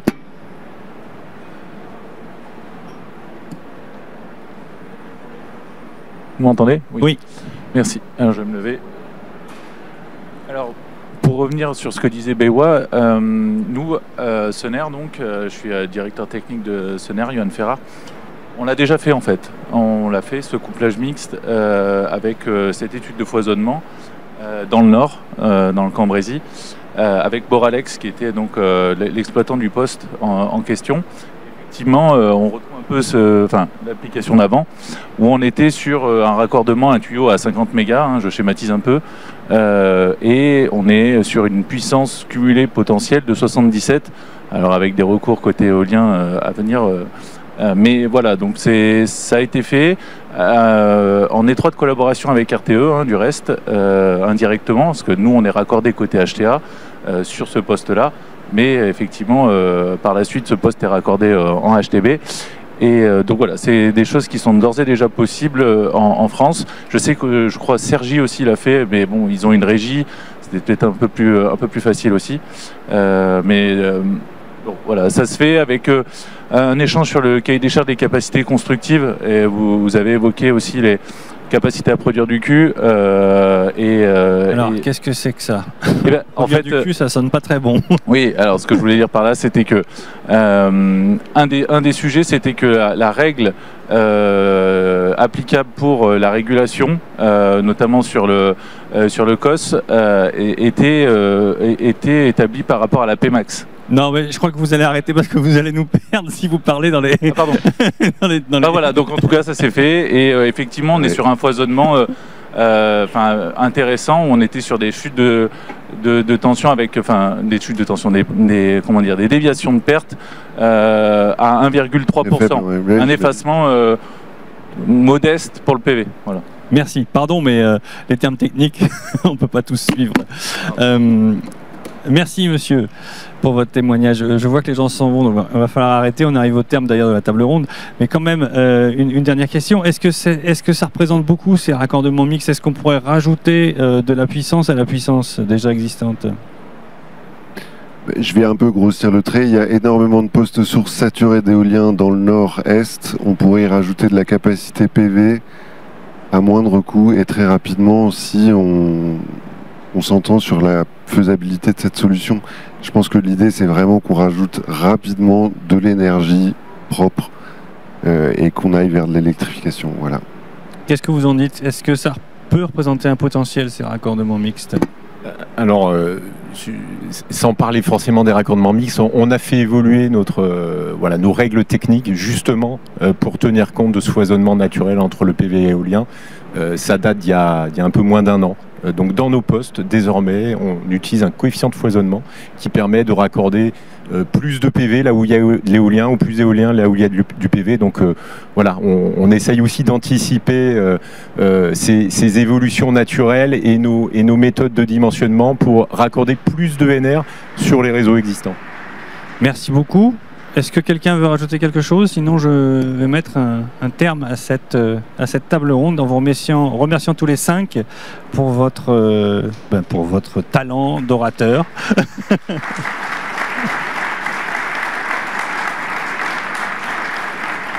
Et je vous souhaite à tous un bon appétit. On reprend cet après-midi sur l'hydrogène vert dans cette même salle.